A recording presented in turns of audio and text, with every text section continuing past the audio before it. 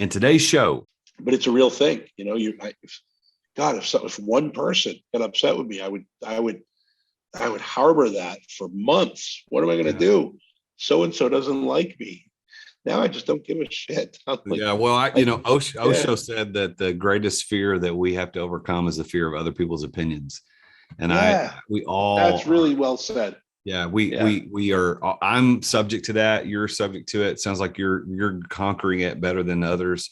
But I think that all of us, especially those listening to the podcast who are in the entrepreneurial world, is that we have to understand that greatest fear that we have to overcome is to overcome the fear of other people's opinions.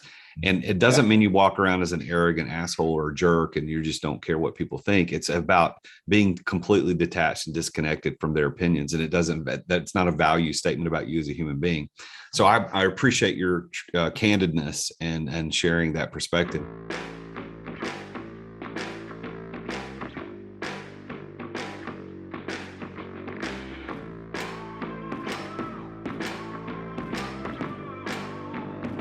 In today's ultra-competitive business world, being a successful entrepreneur or business owner can be very challenging.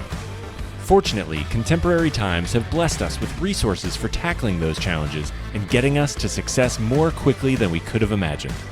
Welcome to The Root of All Success with the real Jason Duncan, a podcast that explores how the world's most powerful entrepreneurs grow incredible companies. This podcast looks at the 5 keys to unlocking success as an entrepreneur. A successful educator turned entrepreneur, Jason's mission is to use his gifts of teaching and leadership to help others get the results they want out of life. Join Jason every week and learn the keys to grow a truly successful business. Welcome back to the show. It's the real Jason Duncan, and I'm so honored that you're here. Whether you're driving in your car on the way home from work or to work, you're out walking the dog, you're exercising, laying around the house, whatever you're doing, thank you for taking time to hit that listen button. And if you haven't subscribed, you haven't left a 5-star review, please go do that. It's so helpful to us as podcasters because when you do that, the algorithm shows, okay, more people are listening. So it pushes it in front of more people.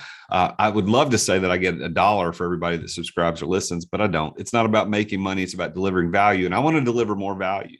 So thank you for listening. Thank you for subscribing. Thank you for leaving a good review. And remember, this is also on YouTube. You can go to youtube.com/TheRealJasonDuncan. And you can watch this. You can see me with my guests. I'm coming to you from my new home studio here in Gallatin, Tennessee. And my guest today is Craig Handley, and he's coming to us from parts unknown in Mexico. This is a guy who he's an entrepreneur. He's a speaker, a musician, a philanthropist, and he believes in living life like an extreme sport. Let me tell you some of the stuff this guy's done. This is such a cool, probably one of the coolest backgrounds of any guest I've had on the show. He's cage dived with great white sharks. He's rappelled down Table Mountain in South Africa.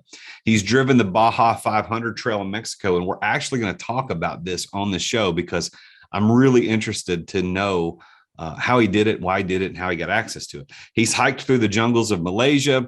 He's been in Iceland. He snowmobiled across a volcano that erupted 3 months later and shut down air flight all over the planet.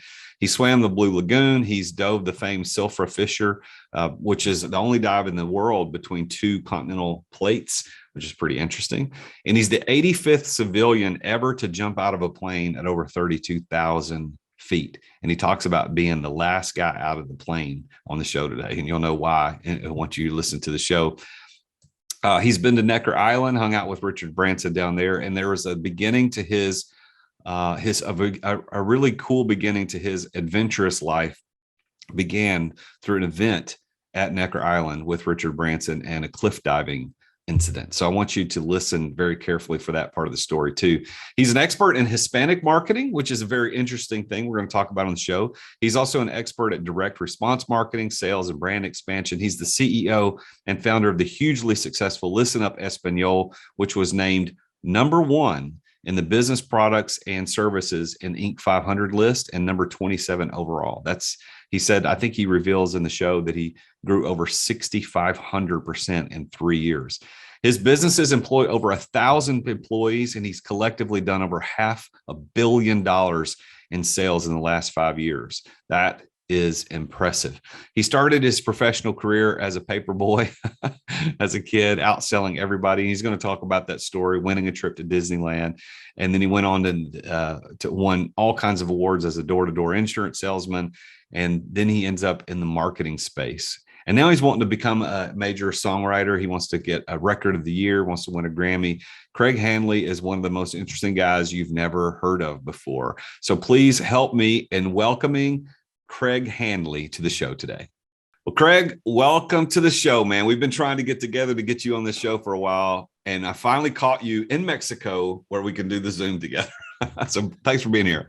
Yeah, you say you caught me, but you're the one that's been really busy. I've been trying to be on your show forever. So what can I say? Well, you're this guy, like when we were introduced, I don't know, last year sometime, it's like, where do you live? And like, well, I live wherever I want. That was kind of your response. I'm here, I'm there. I said, well, I want to have you on this podcast. I do a lot of live recordings in Nashville. Yeah, just tell me when to get there. But we just never could make it work.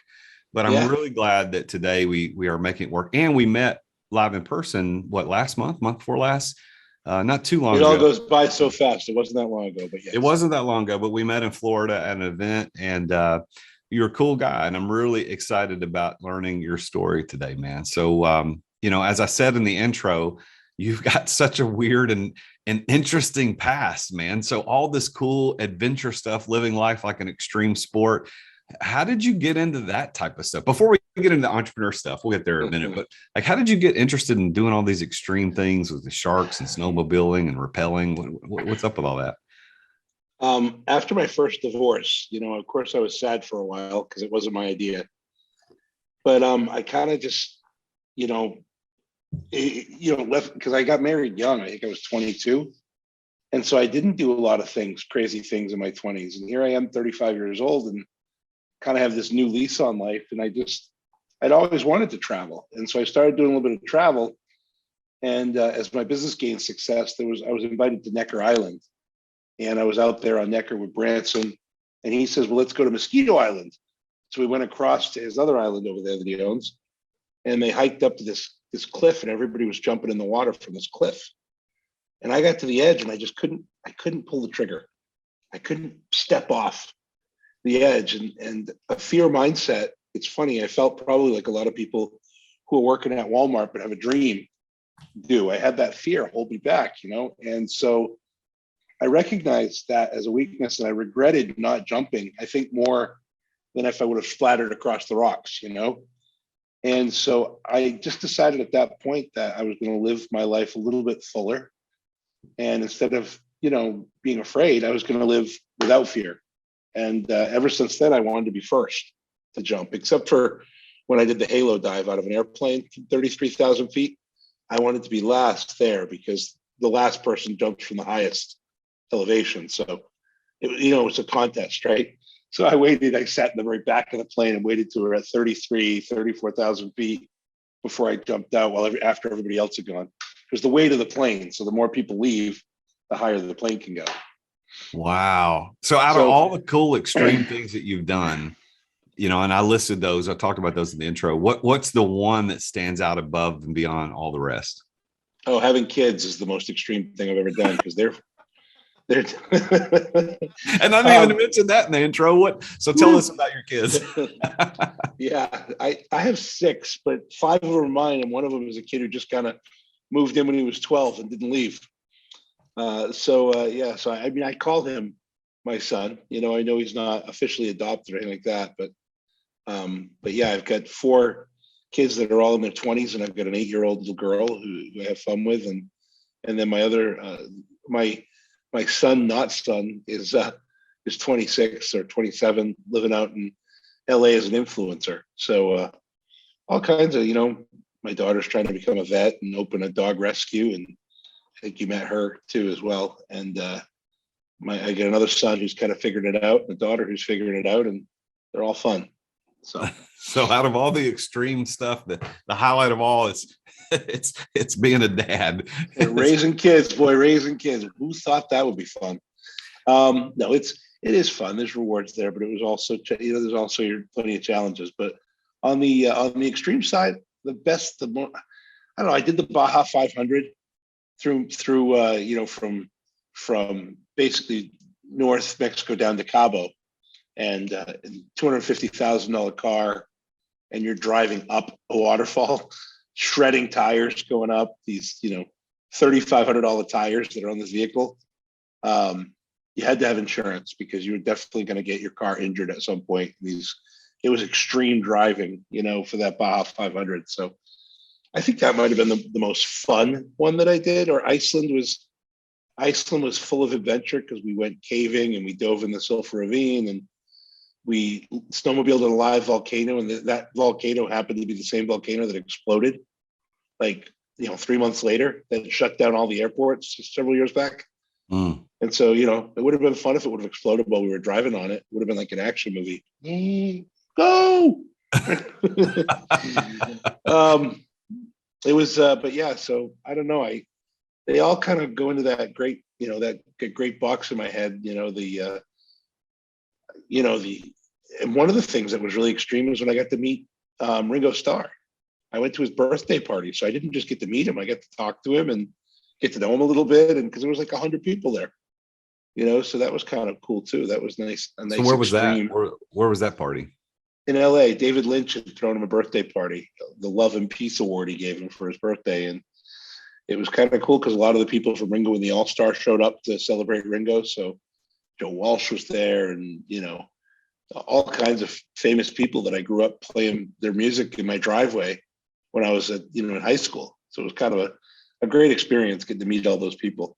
How did you get involved in the Baja 500? Because I'm a car guy. I love racing. I love cars and all things to do with that. So how did you get introduced and then find yourself driving a car in the event? There was an entrepreneurial group I'm part of, not unlike the Bellwether, but it's called Mavericks. And the owner of that group, Yannick Silver, had the idea to have business sessions with optional activities. And so one of our trips was to the Baja, and we would drive 80 miles or whatever, and then we'd sit down on the beach under a tent with some, a couple of drinks, and we'd have some business sessions. And you didn't have to drive the car if you didn't want to. You could ride with the team to the different business sessions. That was just the optional activity. From a tax standpoint, that made sense. So you got to drive it as a tax write-off. So we went down. It was a great trip, man. It was really fun. Those cars, I think they're $150 a piece or whatever and up. And they just, and so I wasn't actually in the race, but I was, I did the same race that they do during the race, by guides. One of the guides that we had rolled his car right off a cliff on the same trail we happened to be driving on. He'd stop and he'd go, "This is where I rolled it, right here." I mean, it's dangerous. It really is. And you take a wrong turn and the guide's telling you that there's a cow gate in the middle of the desert at 1.3 miles or 2.7 miles. And you took a wrong turn a little bit back. Well, now you don't really know where the cow gate is because your mileage is off. And so we had a number of people think that they were going to hit the cow gate, and it's a brick wall. It's like a concrete wall with these metal rails around it and everything that the cars drive through, but you're supposed to slow down as you go through the cow gate. But if you don't know it's coming, we had so many people have a tire, hit the gate as they're going too fast, or or there was a jump that they said there's a high jump, slow down at 1.8 miles or 17.8 miles or whatever the hell we were, and somebody missed that mileage marker because they had taken a wrong turn or something. And they had one guy hit the hill and flew off and landed in a tree. They didn't know how to get him out of the tree. He got out of the car, but his car was up in a tree. We had another guy hit the cow gate and ripped off the whole back of the car. They were, when the mechanics are taking pictures that you did a good job on your car. Well, yeah, I shredded my tires going up the waterfall, which is outside of Cabo. And it's on the trail, and you're basically going up an incline, like it's like an incline. I mean, you're almost straight up and down. So the car is almost leaning backwards, like it wants to fall over. And the dips on the tires and the range of the shocks, boy, it was cool. Anyway. Oh, I'd love to do that. That sounds like a lot of fun. But in order to be able to do stuff like that, you've got to have time and you got to have money. And that is where your entrepreneur story comes in. So I want to ask you this. When I have people on the show, the root of all success, I ask them about when they first noticed the entrepreneurial drive in them. Was it as a child, a teenager? Was it as a young adult or as an older adult? So for you, when did your entrepreneurial drive and when did that journey start for you? I had a paper route as a kid. I went door to door and I sold more newspapers than anybody else in the state of Maine, where I grew up in Maine. And I got to win a trip to Disney World. And I was bullied a lot in junior high too. So as I was branded a winner, I got that entrepreneurial chip on my shoulder where I was like, okay, so there are ways I can win. And so yeah, I sold the most new subscribers on my paper route. And I did it 3 times throughout my lifetime where they had contests. And I'm like, okay, I'm gonna win. And then I ended up selling insurance door to door, and I was in the top 10 in the country every year. You know, I love to compete. I love that feeling of succeeding and of really when you're the best, people like you. So I think being bullied made me really have that drive and desire to, you know, to find ways to make people want to like you, you know, and success does that. Well, when did you start your first official business as an adult? When did that happen and what was it? It's hard to say. I mean, when you sell insurance door to door, you're just paid a commission. There's no salary. And so I don't know if the insurance thing would count because I was working with somebody else. But it was also my own blood, sweat, and tears that was creating my paycheck. And then I ended up working with Aflac for a little while before I ended up in a call center. While I was taking phone calls in a call center, I realized that on the back end of a phone call, there was a media opportunity. Every phone call, when you call to order a pizza, well, they've got you on the phone. So I started buying the back end of phone calls. And if you were paying 70 cents for that minute of talk time, right? Would you sell me a minute of talk time for $1.50? Maybe you would. Why not? So I created a 1-minute read in a script to sell a trial offer to a shopping program. And I had a couple other programs too. And I would just say, hey, Jason, thanks for ordering the widget. We'd also love to give you a free trial in this shopping club. It's free for 30 days. If you like it, do nothing. It's $16.95 a month. If you don't want to continue, just give us a call and we'll cancel it for you. There's no obligation. Thanks for your time. And in those days, there was a little less compliance than there are today. But I was, and to be honest, 70% of the people would forget to call and cancel. It had a low usage. It was like a 3% usage, so hardly anybody used it. But I had 70 out of 100 people that were paying for it month to month. So I ended up buying that back end media space for $1.50, and I would sell a $16.95 a month product there. And I started making money. I was up to a few $100,000 with that before I was having to process through a merchant account, and some people would charge it back. And I was kind of the first person doing these monthly things. And so I would get like 5 chargebacks or 6. So it became a time when my chargebacks were surpassing my revenues. And so I had to shut it down. But look, today they only give you 1 chargeback for 6 separate incidents. It was so new that they didn't know how to handle it. I would have been able to survive great if they wouldn't have given me 6 different penalties for a 6-month, $16.95 times 6 months.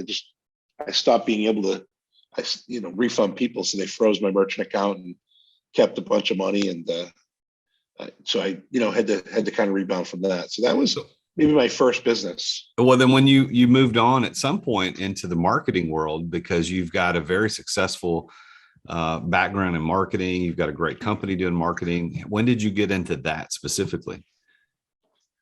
Well, I was writing phone scripts in the phone center, and I started getting paid big money to write scripts for other companies, like 30 grand to write a piece of copy for phone agents to read. So I decided to build my own call center.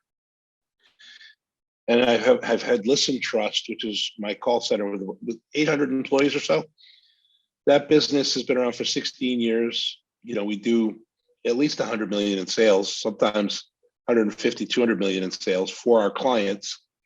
I'm able to bill out, around 12 million a year or so to my clients. And it does I don't know, 1.5 to 3 million every year in profit, kind of ticks along. And I retired from that a few years ago. And that's the marketing company you're talking about, because my call center was working so well. I just wanted to go out and write music.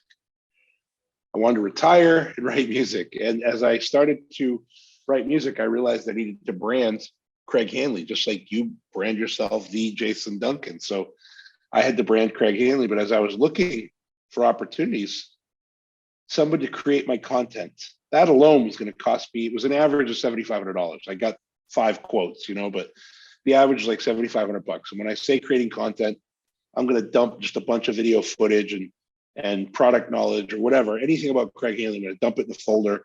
Someone's going to go in, edit, put it in the right formats for all the social media formats, add subtitles, do all those things. $7,500. Then to manage my communities, $5,000.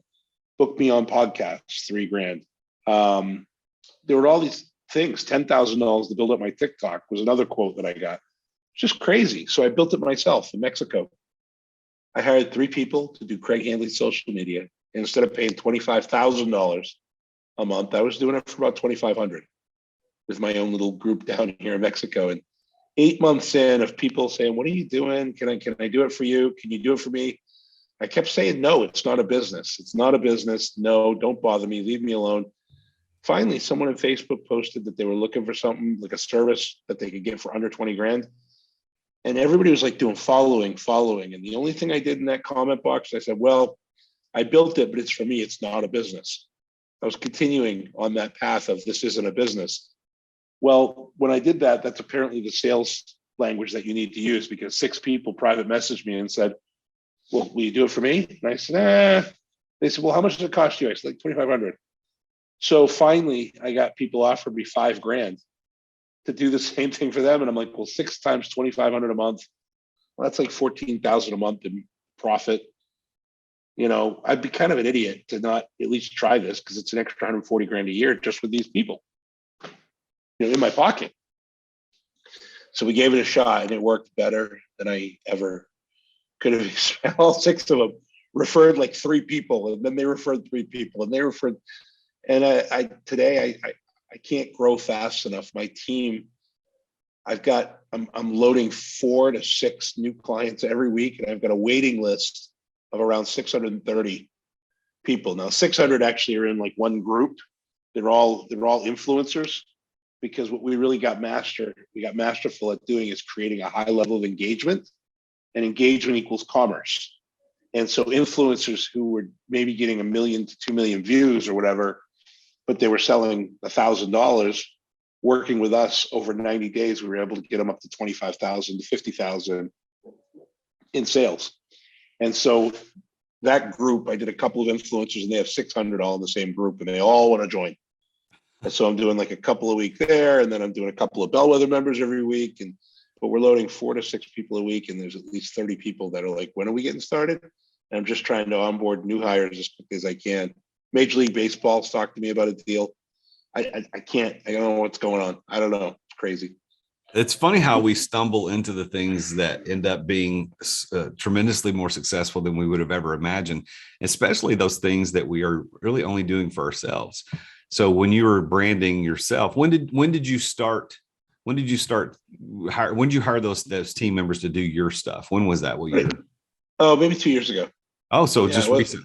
Just recently, like I said, I've gone from 0 to almost 50 employees, and like 70 clients were doing social media marketing for them, and about $1.5 million in billing, all in like a year and maybe under a year and a half. So what do you think is the special sauce in that? Is it your ability to write script? You kind of understand something, because obviously you're just hiring these people to do stuff. They're executing your direction, but what's the special sauce that makes it work so well? I don't know. As you can see, I have a face for radio, so it's not my good looks. Yeah. I don't know. I think, look, from a marketing standpoint, I've been doing the infomercial business for 20 years. I've been understanding direct response. I've been in the internet marketing space. I've really gone to all these conferences and learned from the greats. All these greats that have their niches.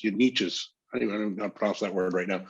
Anyway, I really studied under a lot of these amazing people. Joe Polish with Genius Network, Yannick Silver, these guys that have made their reputations on amazing product launches. So I guess I just had a lot of knowledge. And so when I look at somebody's business, I can come up with a way for them to, and the word 10x is overused, but I can find a way for them to increase production within their business in 12 different ways. I just see it like Einstein saw algebra. I just see marketing. And so what I do is I work with my team. They build out an audit, they build out a strategy, all based on my direction. And then my team executes on the strategy. And I only have to get involved if there's something that doesn't work, or after that first 90 days, I want to build out a year strategy. So I kind of let my team build out the algorithms, establish some content creation, establish a rhythm with the client. And then I start to dig in and start to drive cash, in whatever way that I see cash being driven. And I'm right more than I'm wrong. I mean, I'm bad about 98%. So so give me one cool success story of people that hired you to do this. We had one guy who hired us, paid $7,000 a month, and he hired us to get him coaching clients. So it was primarily a LinkedIn and an Instagram campaign. And we got him 33 leads his first month. He called 13 of them and he sold 2 at $75,000 a piece. So he called and said, Craig, why don't you charge a commission after I make back my $7,000? You should charge a commission. I was like, yeah, someday I may, someday I probably will. But operationally, I'm so focused on performance that I haven't buttoned up all the operational stuff where I could make extra money. I know this. So I'm like, I'm making money. You're happy. It's all good. Right. I don't. So he goes, I wasn't prepared for this level of success. He goes, nobody's ever done this before. He goes, I'm so used to being disappointed. So he said, so here's what I'm going to do. He says, first of all, this was in October. He goes, I'm going to pay you $10,000 a month for November and December.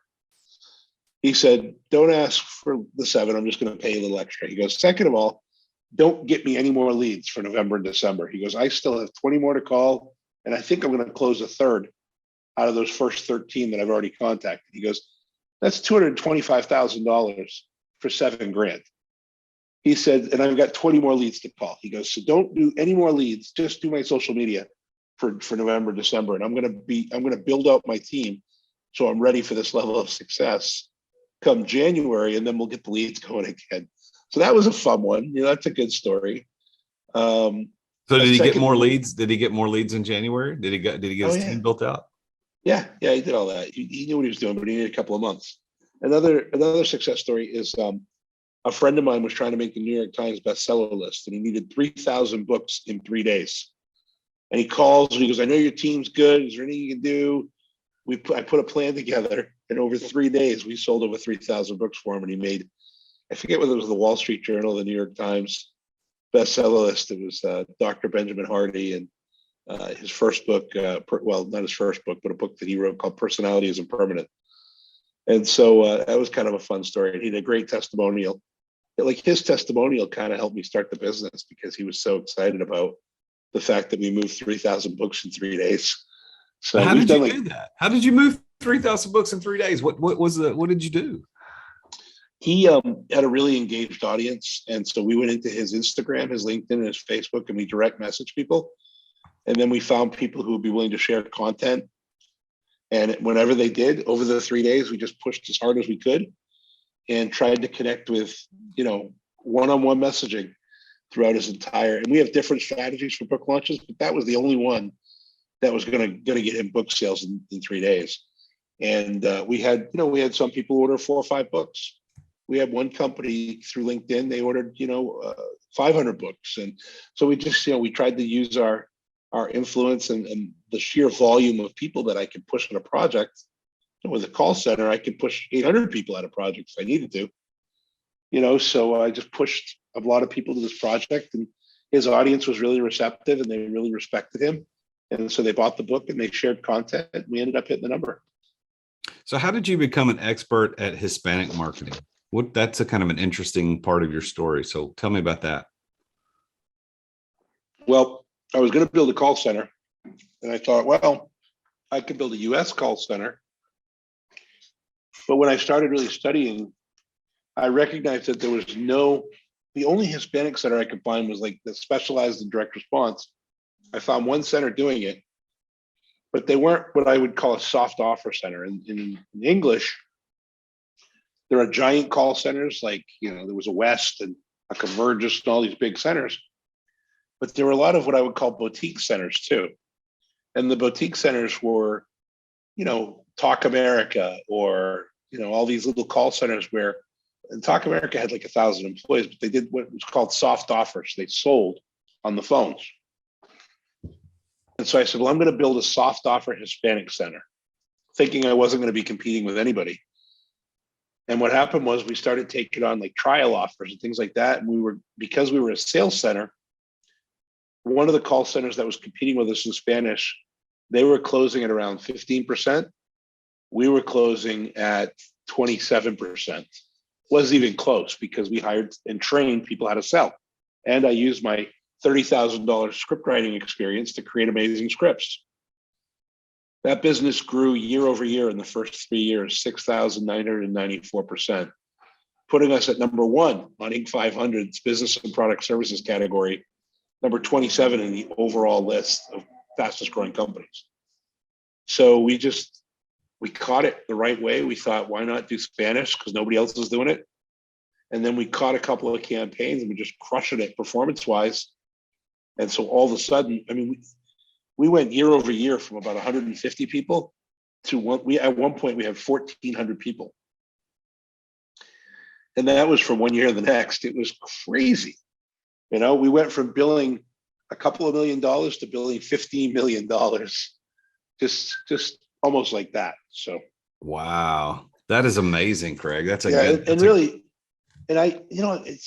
like in music, when I'm writing songs today, I study Taylor Swift. I study, hit songs deconstructed that Berklee College puts out. I study how to write a hit record from all the experts.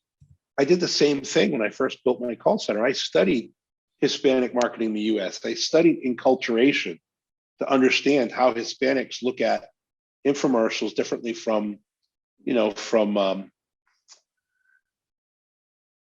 first, second, third generation Hispanics look at stuff versus people who, were born in the US. So I had to really understand what the difference was and integrate some of that information. So I basically had to be an educator, because somebody who wanted to take their show from English to Spanish, we had to add components like religion or family or, the content in the show had to be a little bit different. You couldn't just add subtitles. You wanted to you could for some of it, but you wanted to have some authentic, stuff in there that was a little bit different. So we really just worked with our clients as partners to educate them on the right way to do it. And a lot of what we taught them how to do with our experience and our education allowed them to have successful shows in Spanish. That makes sense? Yeah, that's very interesting. So you've you've achieved success in a lot of different areas of your life, from selling paper selling paper subscriptions on your paper route as a kid to insurance sales, Aflac, and all these other things. You've been successful. How does Craig Handley define that word success? What is that to you? Well, I don't know. I think success is when I die, I have no regrets. I'm still not satisfied. I'm not, I think Tom Brady's the same way, for example. He's not satisfied. He's done so much and accomplished so much. But if you ask Tom Brady if he was successful, I don't know if he feels successful, I don't know. I think he's still fighting that battle, to prove to everybody that he's worthy. And I feel the same way. There's so much that I still want to do. And I've had success, but am I happy as to where I'm at in life? I have days where I'm comfortable, but days where I got to get this done. Like the world needs some of the ideas that I've got, but the world needs to hear my music.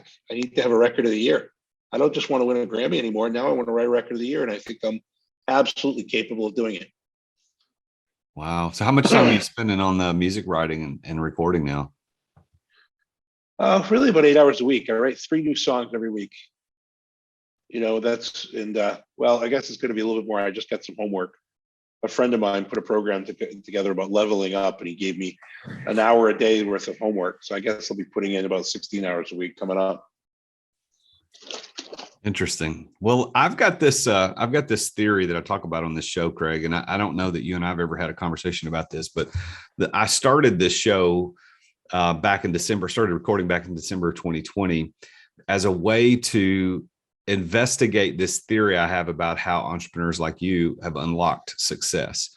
And I base this on these five keys that I discovered through conversations that I had with other very successful entrepreneurs like you know, over a bourbon and cigar, over dinner, hanging out hanging out somewhere, just asking just curious questions. And I discovered these five things kept appearing in every single person's story. So I want to see if they appear in your story and get your color commentary on what you think about these keys. And the first key is passion. I think the first key that people use to unlock success is passion. And it's not passion from an emotional sense, because that helps. It's maybe the grease or the graphite on the key that helps it turn the tumblers. But really what passion means is willing to suffer or willing to endure. In other words, you've got to be able to push through to get to success. So how do you think passion from a mental standpoint, ability to push through, plays into your story of success? Well, I've always wanted to be a musician since I was, since I was in high school. I mean, and I've hung on to that fire. And for me, everything I've done was just a path to get to this place in my life. So, I mean, even when I was running the call center, I was writing music. I'd use music to recruit. I'd use music to create infomercials. It was always part of my life. But I'm also passionate about helping others. When I wanted to be a musician, it's not that my mom and dad didn't support me, but they were like, get a real job, and then do music on the side. They weren't crazy about the idea of me writing music as a career, because I think they thought I'd live at home forever. So, I decided at a young age, I was going to believe in people. Didn't matter what they wanted to do. I was going to believe in people and try to help them with their goal. And it's been one of the best things I've ever done in my life, is believe in people, because at 20 or 22, people are strange, right? I mean, these young kids say they're going to build the biggest business in the world. And what I found is that some of them do, right? You don't know who is going to be successful when they're 20-year-old kids with big ideas. And so by believing in people at a young age, my phone is filled with millionaires' numbers. At least 600 probably in my phone are people who have made millions of dollars. I've got some billionaires on my phone, but they were nobodies when I met them. And I just chose to believe in them at a young age. So I think the secret to success is just believing in others and giving back as much as you can. Just help other people get to what their dream is in life. And then don't worry about it, because if you do things for other people, inevitably, they probably will want to do things for you too. But at the very worst, you've got a Rolodex of friends that nobody has one of my buddy's numbers, that nobody can get through to him. But I have 3 cell phones for him, and he answers if I call. He replies when I message him. And when I met him, he was a nobody. Now he's got 3 best-selling books. He's got companies in 10 countries. He's a monster. And I've got a lot of people that have done amazing things that I just chose to believe in at a young age. That's great, man. So I see that in your story, that you're pushing through and believing in people. The second key that I found that happens in everybody's story, in their entrepreneurial story of success, is being at the right place at the right time. Can you think back to a place and time you can look at and go, had I not been there, or if this thing hadn't happened, or timing wasn't right, things could have been a lot different? What do you think about that? I've come to believe that, that there's such a thing as religion, and then there's faith. And people who are religious usually live in fear and don't have faith. What I believe, like, what if we're all in a simulation, and whatever you believe in, God, Buddha, aliens, I believe the people that are supposed to help you forward in your life are placed into your path. And I believe that, again, whether you believe in God or whatever, that there's such a thing as called the tap.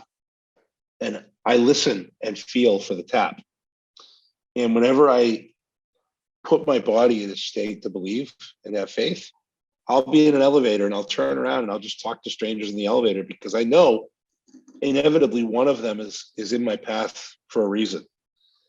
And so I find that happens to me all the time, not just occasionally, But I know that, I mean, it's hard not to believe I'm in a simulation, because if I think about wanting ice cream, an ice cream truck will drive by. I mean, I how can I not believe we're living in some simulation when the craziest things in the world happen every day to me? I just, but I've just chosen to have faith in the fact that nothing happens by accident, and that my daughter used to play that game The Sims, when she was a kid. I'm like, what if we're like little characters in this little Sims game, and all I got to do is write down what I want, and when I write it down and show it to the universe, and then work towards that goal, and whatever, if they see me working towards it. I just wrote a record called "What If God Is Deaf," and I happen to believe that whatever force is out there, they don't really hear us, so we can't just say, "I want to be famous." You've got to work your ass off to be famous. You got to write it down. Apparently, they can read. Whatever God or alien you believe is up above. Apparently they can read, because when I put it on, and I don't just write it on small, I put it in a big font, and I literally hold it up to the universe, and I get everything I write down. I can't explain it. So yes, the answer is it happens to me all the time. And specific examples, I mean, once I was even walking through the streets of LA, and a guy walked by with a Maine shirt on. And I grew up in Maine, so I'm like, hey, why are you wearing a Maine shirt? We started talking. He was a movie director, and he wanted to do sync. And so we were talking about music, and he was friends with this guy who used to run the music business in the 80s and 90s. And so we had breakfast with him the next day. And, it was just weird. And I've had things like that happen to me all my life, where I'm in the right place at the right time. But I think it's only because I'm aware that could happen. And I'm always anxious we're in a restaurant, having burgers, and I'm talking to these guys from London, and they're in the golf business, and they need this and they need that. And, next thing you know, I'm exchanging Instagram with them so they can keep in touch with me in case we want to do business. It's kind of crazy. A fight breaks out, and I kind of joked around. I walked up, and one of the guys in, I said, "You guys keep fighting like that, I'm going to step in and kick both your asses." And it literally, and the guy was like, "Oh, I'm good, man. I don't want any trouble." But it was funny, and I ended up talking to the guy, and I was like, I could do business with that guy. Who knows? I don't care. I talk to everybody, and a lot of times, if you have faith, somebody in the room is supposed to be there, and they're going to be a elevation point for you in your career as to where you want to go. If you can think in that way, Yeah. Well, I also believe that knowing the right people is one of those keys. So if you think back in your story, is there a person or two or three or four that you can look back and say, man, this person had a huge influence on my ability to be successful? Who would that be? Yeah, well, unfortunately, the first person I named died 2 days ago. He was like a father figure, and he was a mentor, and he took me under his wing, and he's the guy who gave me my first $3,000 credit card. And he's the first guy that really believed in me when I was, starting to get going. He taught me the 24-hour rule, how you can't let your emotion get the best of you. Within any 24-hour period, you always have to take 24 hours to think things through. That was something he preached to me all the time, because I was just a ball of emotion, and he was a big supporter of my life. His name is Glenn Reed. And most people don't know who Glenn is, but Glenn was my W. Clement Stone and my Zig Ziglar. He put me on the right path, and whenever I started to get off from it, he'd talk to me and keep me back on the path. And he was an ally. He sat on my board no matter what. He would always vote with me. So no matter if I had one partner, I was always going to win the vote, because he was always my ally. He was somebody who really took care of me and saw me through deals thick and thin. So he would be one that made a big impact on me. And then there was this guy, Bob Heeks, who I talk about. Again, people don't know all these people, but I built a shopping club, right, with Bob, and we were working together. And I was getting paid because I lost my merchant account. I put a deal together where I was just getting 50 cents per member per month. But it adds up quickly when you're selling 4,000 or 5,000 sales a week, right? And my check got to about $300,000, and then this big company had some of the same challenges as far as their merchant account goes. And so they said, look, we're going to give you this check, but then we're not going to pay you anymore. And you have two choices. You have a contract, you can sue us, but our pile of money, he gave me this message. He goes, our pile of money is bigger than yours. He goes, so you can sue us, and that'll be that. He goes, and we'll kind of figure it out. He goes, or you can accept this very humbly, that it's the right thing to do. There's not, we're having the same challenges you have with the merchant account. So we're not making a lot of money. And we're really just going to kind of pay off the debt, kind of wind this thing down. If you go that route, I'll be an ally of yours and help you, move forward. And he was true to his word. I walked away from the deal, got my last check, whatever, walked away from the deal. He was true to his word. He was a friend and an ally now going on 25, 30 years. I mean, and so he was one of those people that did what he said and honored his word and commitment and really helped me understand things in a little bit of a different light. And man, I got so many opportunities just because he was my friend. That's great. I love hearing stories like that, because I don't think entrepreneurs think about how people are such an important part of that. And that's why I believe that your network is your net worth. And that's why I love knowing you and the organizations that you and I belong to together and how we get to know each other. I think that networking, you never know who that person's going to be. And I like your story about being on the elevator and just talking to people on the elevator, breaking up a fight, because you never know when that person is going to be the person that you need to help, give you that trajectory towards success that you wouldn't have had otherwise. The fourth key, Craig, that I found is you got passion, you got to be in the right place at the right time, knowing the right people. The fourth key is preparation, having the know-how to pull it off. And you've been successful in so many different little areas. But I want to go back to your early story of your early life. You said that you were bullied a lot in school as a kid.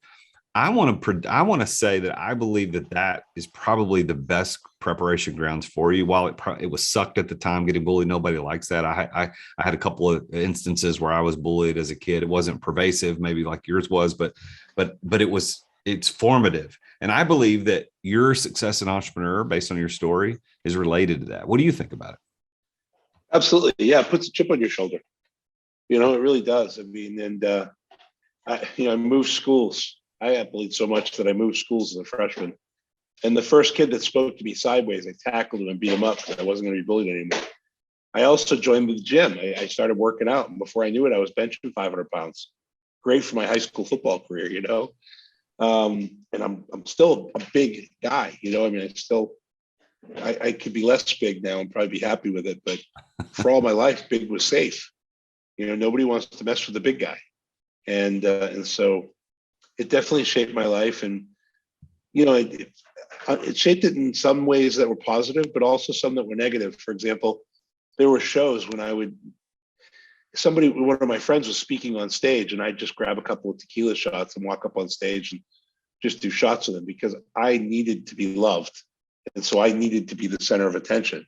So there were things that I did that I can imagine. I thought it was so cool and people would love me for these things. But I could just imagine, knowing what I know today, that probably half that audience was like, who is this asshole? And why is he interrupting so-and-so speech? I just want people to know I'm friends with the guy speaking. And this was before I could do my own speaking, right? I didn't have the reputation as a speaker. So I wanted people to know that I was friends with all the speakers, right? So I could interrupt all of them. I thought I was being cute and lovable, and I'm sure I was probably being a bit of an asshole, but I've learned from that.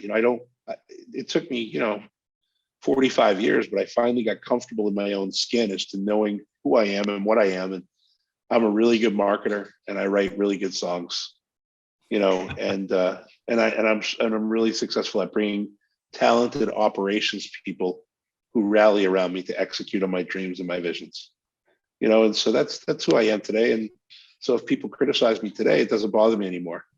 But for the longest time, because of that bullying, I felt like I had to have everybody's attention. And if somebody didn't like me, I was going to die. I mean, that's what your brain has. Has three responses. Either, they fear it, they fight it, or they want to, I can't use that word on your podcast, but so, but those are the three stages that your brain goes through.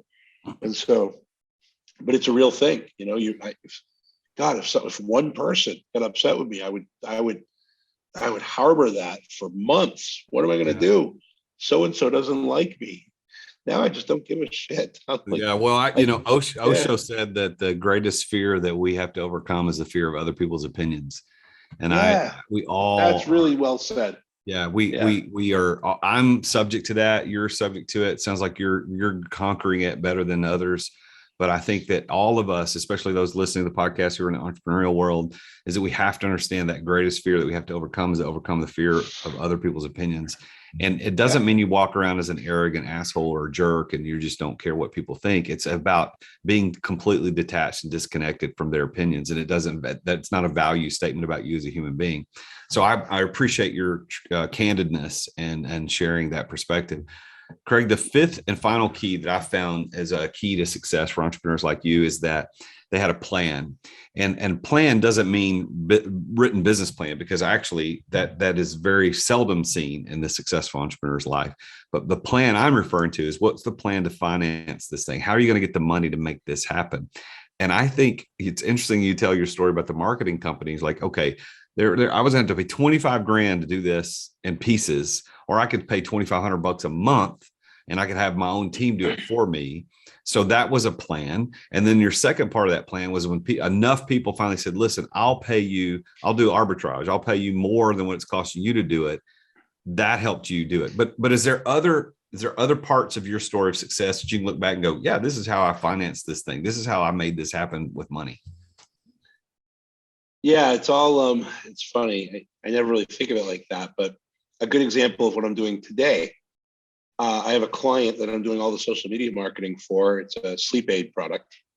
And I wrote a song that she absolutely loves, and she's trying to get a spokesperson.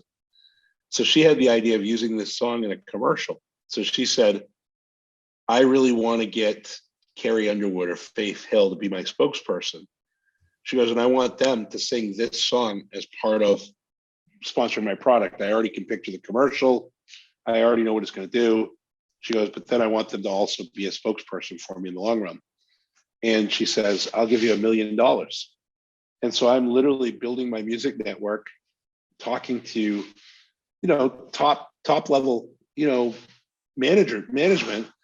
And I say, I got $1 million for your artist to sing one song and to be a spokesperson for a brand. It's not my money, but I've got that money right now to use. I'm doing the same thing by doing all the social media marketing for the Miss America pageant. I wrote a record about body positivity. They want to have a big name star sing on their show coming up in December. Still ways out. I think we're still 7-8 months out, but they said, look, we could give away a sponsorship package. So I've reached out to like K-Soul Skincare with Alicia Keys, $600,000 sponsorship for free, plus a year's worth of marketing for your K-Soul Skincare brand if you sing the song. And so I'm in the discussion. It's enough to get me in the doors. And so I'm always looking for ways to be creative with what I do. I certainly I'm doing demos to get 100 demos done. It cost me around $2,000 for every song, and I've done 100 songs in the last year. So it's not that I haven't spent $300,000 or $200,000 to $300,000 on building my library. But so I've spent some of my own money, but I've also found ways to be creative and use, I pitched Major League Baseball being their own record label. And then I would bring together artists, to write walk up to the plate records. And then we'd hire painters to create art of every player. And so we'd create not only their own record label for Major League Baseball, but their own NFT series. And they liked the idea. And I would be responsible with Social Close to do all the engagement and create, relationships between the fans and the sponsors and the players and the teams, and really focus on that engagement. We've had 4 conversations around doing that. So that allows me to work and network with the best writers on the planet. That type of project gets me in the room with the guys from Songland, Ryan Tedder. It gets me in the, so I've been able to leverage a lot of things to build my relationships out. And that's exactly how I think. I'm like, okay, there's another book out there called Who Not How. I always want to know who my who's are. So That's right. Some other person on my podcast recently mentioned that book as well. So it's a good book. Well, Craig, as we wind up our show today, I wanted to give you the opportunity to give some advice to the listeners. We got listeners that are an entrepreneur game on both ends of the spectrum, like you, super successful. And then you got the early stage entrepreneurs that are just trying to get started on the front end. I want you to give some advice to that side, these guys, these ladies who are just now getting started. What's your gold nugget advice that you say, this is what you need to pay attention to. This is what you need to do. Well, the simplest thing I'd say is treat everybody like they're your children. You know what I mean? And you want them to succeed. That works for me as an employer. I wrote the book Hired to Quit, which look, I happen to have it right here. And so this is my book, and I helped over hundreds of people within my call center quit and go live their own dream. And it kind of inspired me to quit and live my dream. You know, so as I look at people that are trying to get into business, treat your employees like you treat your own children, but also the people that you can network with, like guys like, relationship I have with you. I'm going to believe in you and do everything I can to support you because that's how I want people to feel towards me. Does that make sense? Oh, absolutely. So I think the biggest word of advice is, I remember being the guy who made my first 150,000, and I bought the expensive shoes. I bought a Rolex. I thought Tommy Bahama shirts were the shit. Like I was the bomb. $100. I'm wearing these Tommy.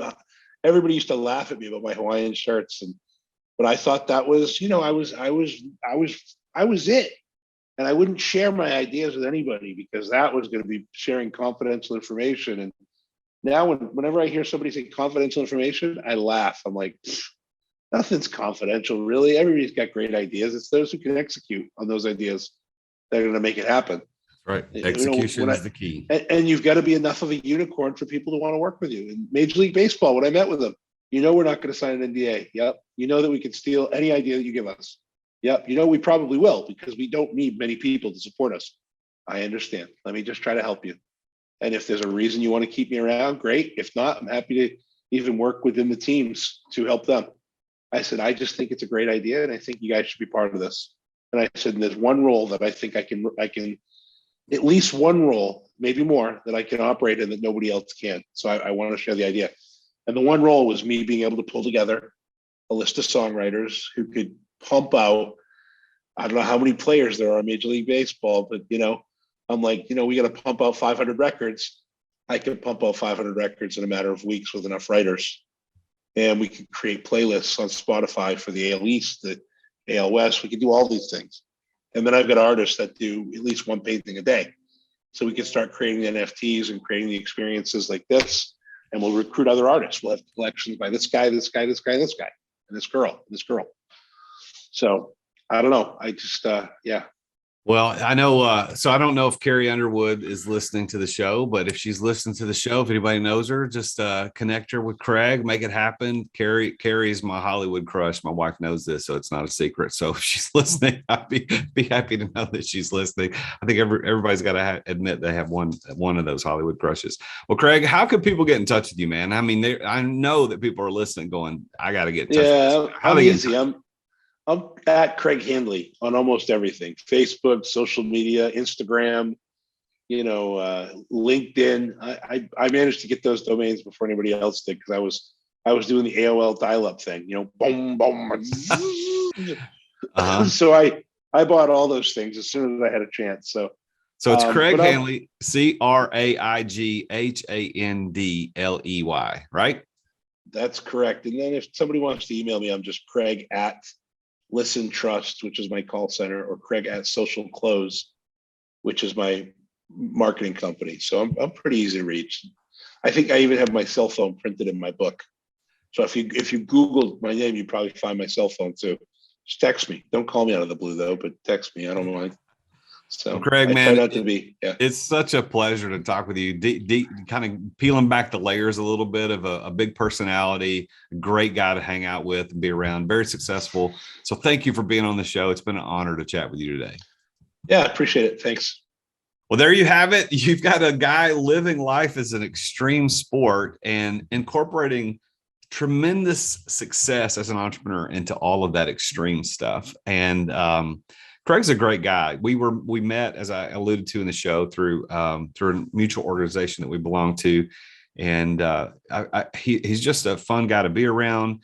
Got tons of stories, great success, and I love what he talked about today. And think about this: just the fact that he was bullied as a kid led him to be this amazingly successful guy that he is today. So whatever you've got in your past, whatever you're working through, think about what is preparing you for success.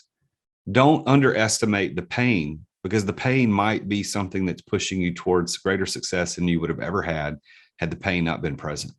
So follow Craig Handley. That's CraigHandley. Craig Handley on any of the social media platforms. Fun guy to know, fun guy to follow.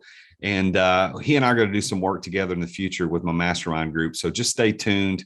And Craig's a great guy to know. Now, my offer for you is, if you are an entrepreneur and you're listening to this show, I want to help you accelerate your business so that you can work less and make more money, more impact, more choices, more freedom, being able to live life on your own terms. That's what I do. So I want to invite you to my upcoming Business Accelerator. It's an 8 hours of live group coaching that I do with my students and clients. I start one of these every once in a while. I've got one coming up really soon that you could start. We meet by Zoom on Thursday mornings, and I will show you the 4 core strategies to work less and make more. These are strategies that I work through as an entrepreneur to exit my business without exiting, to exit without selling the business to a third party. And I can show you how to do the same thing. Now, whether or not you actually want to physically be absent from the daily operations, or you simply want to scale your business and you just need more time to do it, the Business Accelerator